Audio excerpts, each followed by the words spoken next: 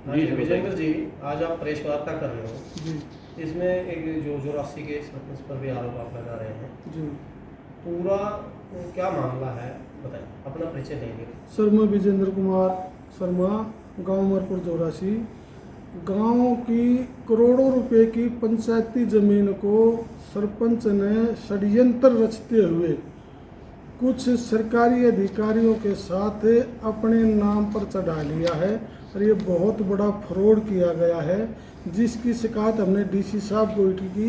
DC साहब ने SDM साहब से जो है इसकी इंक्वायरी करवाई। इंक्वायरी में वो दोषी पाए गए, जिसके बाद डीसी साहब ने सरपंच को सस्पेंड कर दिया।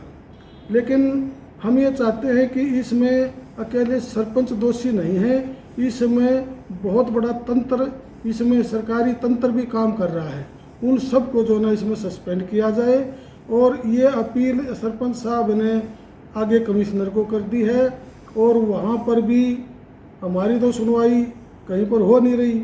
उनके पास तो जी सिफारिश भी है, वो अपने आप बोलते हैं कि भाई हमारी पहुंच बहुत दूर तक है, हमारी सर ना तो कोई सिफारिश है, हम आम आदमी हैं। और हम ये रिक्वेस्ट करते हैं कि ये जो सरकारी ज़मीन है, जो करोड़ों रुपए की गांव की गमन की गई सरपंच के द्वारा, उस सरपंच के कब्जे से इसको छुटवाया जाए, सरपंच को और कमेटी को सस्पेंड किया जाए, उनके खिलाफ कानूनी कार्रवाई की जाए। कमेटी में कौन कौन है? कमेटी में सर सरपंच है और गांव के नंबरदार हैं, सेक्रेटरी है, पटवारी है, गिरदावर है, ये कमेटी के सदस्य हैं।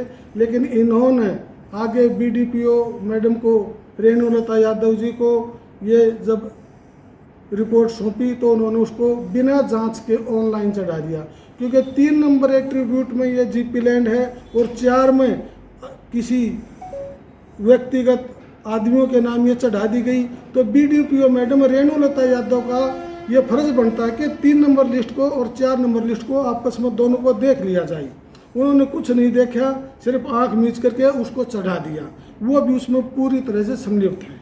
सरपंच साहब तो ये कह रहे हैं कि जी मुझे तो सस्पेंड किया नहीं गया, मुझे तो बहाल कर दिया गया। आप इसको विस्तार से बता दें। सर, मैं नहीं हटेंगे, चाहे इसके लिए हमें कुछ भी करना पड़े, चाहे हमने धरना प्रदर्शन करना पड़े, भूख हड़ताल करनी पड़े, चाहे पुलिस से पिटाई खानी पड़े, चाहे हमारे ऊपर झूठे केस लगे, कुछ भी लगे, हम इसको अंजाम तक जरूर पहुंचाएंगे। कुछ होगा नहीं, ये तो डीसी साहब का ऑर्डर है, आपको ऑर्डर कॉपी दे दी जाएगी। कमिश्नर साहब के आदेश की बात कर रहा हूँ। सर, कमिश्नर साहब ने कहा कि सिर्फ यथास्थिति बनाए रखी जाए, 10 तारीख को सुनवाई है, तब तक उसकी यथास्थिति बनाई रखी जाए। उन्होंने सिर्फ आ करके अफवाह फैलाई है कि मुझे सस्पेंड नहीं किया गया, मेरे को स्टे दे दिया गया। ये सिर्फ अफवाह फैलाई गई है गाँव में। है कि हम तो शासन प्रशासन पर विश्वास करते हैं, सरकार पर हमें पूरा भरोसा है, अपने अधिकारियों पर पूरा भरोसा है कि वो हमारी सुनवाई करेंगे और जो कानूनी कार्रवाई है, कानूनी कार्रवाई करते हुए इनको पद मुक्त करते हुए इनके खिलाफ मुकदमा भी दर्ज करवाया जाए। अगर ये नहीं होता है तो फिर क्या कर सकती है पब्लिक? पब्लिक अपना काम करेगी सर। हम जैसे मीडिया के पास गए हैं वैसे पब्लिक के पास भी जाएंगे, हम तो पंपलेट भी बांटेंगे, हम तो धरने प्रदर्शन करने पड़े तो धरने प्रदर्शन करने पड़ेंगे, क्योंकि हमने तो इस पंचायती ज़मीन को बचाना है। और ये एक गांव का मामला नहीं है, अगर ये दर पर दर अगर खुल जाएंगे, परत खुलेंगे ना, तो ये बहुत से गांव में ये मामला मिलेगा। ये डायरेक्ट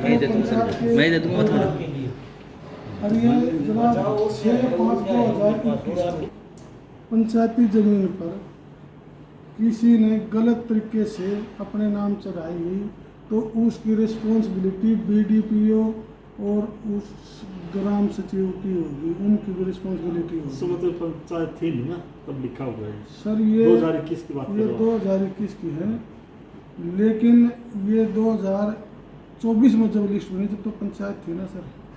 24 में पंचायत, तो 24 में जब ये बनाई तो रिस्पॉन्सिबिलिटी इनकी भी आती है।